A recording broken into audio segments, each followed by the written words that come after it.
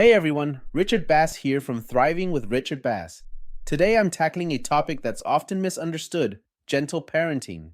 As both a special education teacher with over a decade of classroom experience and an author of several parenting books and workbooks, I've seen firsthand how the misconceptions around gentle parenting can lead parents astray. Let's start with the biggest myth. Gentle parenting is not about being permissive or giving in to your child's every demand. It's not about avoiding discipline or letting children do whatever they want. Today, I'm going to break down what gentle parenting truly means, why it's effective, and provide practical examples you can implement right away. Before we dive into what gentle parenting is, let's clear up what it's not. It's not permissive parenting where children have no boundaries. It's not about never saying no to your child. It's not about avoiding discipline or consequences. It's not about being perfect or never losing your cool.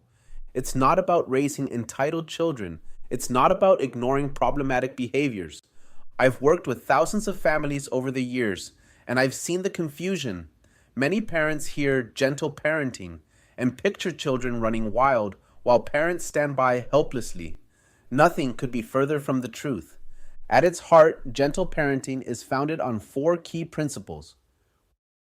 1. Empathy and understanding. Understanding the underlying feelings and needs driving your child's behavior. This doesn't mean accepting inappropriate behavior. It means recognizing that all behavior is communication. 2. Respect for the child as a whole person. Acknowledging that children deserve the same basic respect we give adults, while still recognizing their developmental needs and limitations. 3. Clear and consistent boundaries. Contrary to popular belief, gentle parenting is built on boundaries. The difference is how these boundaries are established and maintained. 4th, age-appropriate guidance instead of punishment. Replacing punishment-based discipline with teaching opportunities that help children develop internal motivation to do better. Let me tell you a story from my classroom. I had a student who would consistently disrupt group activities, often throwing materials or shouting over others. The traditional approach might be to implement a strict punishment system. Instead, I worked to understand the underlying issue, in this case, sensory overload and difficulty with transitions. By establishing clear boundaries while addressing his actual needs, we saw dramatic improvement. The boundaries remained firm, but the approach recognized his humanity. Let's look at some everyday situations and how gentle parenting approaches them, including what happens when children test boundaries. Scenario 1, toddler tantrum in the store. Traditional approach: stop crying right now, or we're going home with no treats. Permissive approach: give in and buy whatever the child wants to stop the tantrum. Gentle parenting approach: I see you're really upset about not getting that toy. It's hard to want something and not get it right away. We're not buying toys today, but I'll help you handle these big feelings. Would you like a hug or some deep breaths first? If the tantrum escalates: I understand you're still upset. We need to leave the store now because it's hard for you to calm down here. We'll take a break in the car until you're feeling better, and then we can continue our errands if there's time. If not, we'll need to come back another day when you're ready. Why this works: the boundary, not buying the toy, remains firm throughout. The consequence, leaving the store, is logically connected to the behavior and implemented calmly but decisively. The child learns that tantrums don't result in getting their way, but also that their emotions are valid even when their behavior isn't acceptable. Scenario 2, child refuses to clean up. Traditional approach: clean your room right now or you'll lose screen time for a week. Permissive approach: that's okay, I'll do it for you. Gentle parenting approach: it's time to clean up. I understand you're in the middle of something fun and don't want to stop. Would you like to set a timer for 5 minutes to finish up, and then we can clean up together? Your responsibilities include putting away your toys while I handle the laundry. If the child still refuses: I see you've chosen not to clean up your toys even though we agreed on a plan. In our family, we all have responsibilities. Since the toys aren't put away, They'll need to go into the rest bin for the next 2 days. When you show you can take care of your things by keeping your other toys organized during that time, you can have these ones back. Why this works. The consequence is directly related to the issue, not taking care of belongings, and teaches responsibility rather than punishing through unrelated privileges. The follow-through shows that boundaries are real, while the path to restoration gives the child control over making better choices next time. Scenario 3. Sibling conflict. Traditional approach, both of you go to your rooms until you can behave. Permissive approach, try to get along please, with no follow-through. Gentle parenting approach, I can see you're both upset. In this family, we don't hit. Let's take a pause and then work through this problem together. What happened from your perspective? If the conflict continues or children refuse to engage in problem solving, since you're both having trouble solving this problem peacefully right now, we need to take a break from playing together. You'll each need to choose a separate activity for the next 30 minutes. After that, if you'd like to try playing together again, we'll first sit down and establish some agreements about how to treat each other. If you're not ready for that, you can continue with separate activities. Why this works. The consequence, separation, is directly related to the inability to play together respectfully. It's not presented as punishment, but as a necessary step to reset. The path forward requires demonstrating readiness to try again with better skills. Scenario 4. Homework refusal. Traditional approach, no electronics until that homework is done and you're grounded this weekend. Permissive approach, well, if it's too hard, I guess you can skip it this once. Gentle parenting approach, I notice you're having trouble getting started on your homework. Is there something specific that's making it difficult? Let's break it down into smaller parts and see where you might need help. If the refusal continues, I understand homework isn't your favorite activity, but completing school responsibilities is non-negotiable in our family. Since you're choosing not to do your homework during regular homework time, we'll need to use the time that would have been for electronics after dinner. If homework still isn't complete by bedtime, we'll need to contact your teacher tomorrow and create a plan to complete it during recess or another free period. Why this works. The consequence is logically connected to the choice not to use homework time effectively. The child learns that responsibilities don't disappear when ignored. They simply take away from more preferred activities later. Yet the approach still offers support rather than just punishment. The science behind gentle parenting. This isn't just feel-good philosophy. Research in developmental psychology and neuroscience supports gentle parenting approaches. Studies show that children raised with authoritative parenting, warm but firm boundaries, show better outcomes in emotional regulation, academic performance, and social skills than those raised with authoritarian, strict punishment-based, or permissive parenting. Brain development research demonstrates that children learn emotional regulation through co-regulation with adults, meaning they need us to acknowledge their emotions while modeling appropriate responses. Attachment theory shows us that children who feel securely attached to caregivers are more likely to explore boundaries appropriately and develop healthy independence.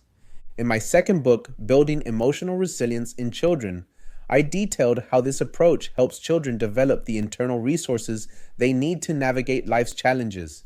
Here's how to start implementing gentle parenting, even if you're coming from a different parenting approach. Start with self-awareness. Recognize your own triggers and reactions. Often we respond to children based on our own upbringing or stress levels rather than their actual behavior. Set clear, consistent, age-appropriate boundaries. Children need boundaries to feel safe. Be clear about your non-negotiables and determine appropriate consequences in advance. When consequences are established thoughtfully rather than in the heat of the moment, they're more effective and less punitive. Focus on connection before correction. When a child misbehaves, connect with them first. I see you're having a hard time, before addressing the behavior. This doesn't mean skipping the correction. It means making sure your child feels seen before addressing what needs to change. Replace punishment with natural and logical consequences. Implement consequences that are directly related to the behavior, reasonable in scope, and respectfully enforced. The key is always following through. Inconsistent enforcement teaches children that boundaries are negotiable. Model the behavior you want to see. Children learn more from what we do than what we say. If we want respectful children, we need to treat them respectfully, even when enforcing consequences. Recognize progress over perfection. No parent is perfect, and gentle parenting isn't about never making mistakes. It's about how we repair relationships when we do. Maintain firm follow through. Perhaps the most important aspect of gentle parenting is consistency. When you say something will happen as a consequence, it must happen every time. This reliability builds security and trust, even when children protest in the moment. Gentle parenting with different age groups. Infants and toddlers. With our youngest children, gentle parenting looks like responding to their needs consistently, creating safe environments for exploration, and using redirection rather than punishment. For example, instead of scolding a toddler for touching something fragile, remove the item and offer something safe they can touch. Preschool and early elementary. At this age, gentle parenting involves clear, simple boundaries, natural consequences, and helping children identify and manage emotions. For instance, when you throw toys, they might break. Let's find something safe you can throw, like these softballs in the backyard. Older children and teens. With older kids, gentle parenting evolves into collaborative problem solving and logical consequences. I notice your grades are slipping because assignments aren't being turned in. What obstacles are you facing, and how can we create a system that works better for you? Addressing common challenges. But what about discipline? Gentle parenting is discipline. The word discipline comes from disciple, which means to teach. We're teaching rather than simply punishing. Appropriate consequences are an essential part of this approach, but they're implemented with respect and are designed to teach rather than to shame or hurt. Won't this create entitled children? Actually, the opposite. Children raised with gentle parenting learn that their feelings matter, but so do others' feelings and needs. Because gentle parenting includes firm boundaries with consistent follow-through, these children learn that they don't get everything they want just because they want it. They develop empathy alongside understanding personal responsibility. My child doesn't respond to this approach. Consistency is key. If children are used to a different parenting style, it takes time to build trust in this new approach. Many children will test boundaries more intensely at first to see if you really mean what you say. This is why follow-through is critical. When children see that you consistently enforce boundaries, even while being empathetic, they begin to adapt. Stay consistent and watch for small improvements. I lose my temper sometimes. Does this mean I can't practice gentle parenting? We're all human. Gentle parenting isn't about perfection. When you lose your cool, model accountability by apologizing and repairing the relationship. This teaches children how to take responsibility for their own mistakes. That said, if you find yourself consistently struggling to maintain composure, it's worth developing some personal regulation strategies so you can respond rather than react. How do I handle public tantrums without giving in? Public meltdowns can be especially challenging because we feel judged by others. Prepare in advance by having a clear plan for what you'll do when your child melts down in public. This might include moving to a quieter location, having comfort items on hand, or being prepared to leave if necessary. The key is deciding these responses in advance and sticking to them, regardless of public pressure to just give them what they want. With consistency, children learn that the rules don't change just because you're in public. Results you can expect. In my years working with families who adopt gentle parenting approaches, I've seen remarkable changes. Children who develop strong emotional intelligence and self-regulation, decrease power struggles and increase cooperation, stronger parent-child relationships based on trust rather than fear, children who make better choices because they understand the why behind rules, Families that enjoy being together more. One parent I worked with was skeptical that gentle parenting could work with her strong willed son. After implementing these principles consistently for 3 months, she told me, "He's not a different child, he's the same wonderful spirited boy. But our relationship is completely different. We work as a team now instead of constantly battling." Gentle parenting isn't the easy path. It requires self reflection, consistency, and sometimes going against cultural norms. But as both a special education teacher and an author who has studied child development extensively, I can tell you that the results are worth it. The goal of gentle parenting isn't raising perfectly behaved children. It's raising emotionally healthy humans who understand boundaries, respect others, and have the tools to navigate life's challenges. Remember, you don't have to implement everything perfectly all at once. Start with one principle, practice it consistently, and build from there. Parenting is a marathon, not a sprint. That's all for today. If you found this helpful, please hit that like button and subscribe to Thriving with Richard Bass. Drop a comment below sharing your experiences with gentle parenting. What's worked for your family? What challenges are you facing? I respond personally to comments and we can learn from each other. See you in the next video.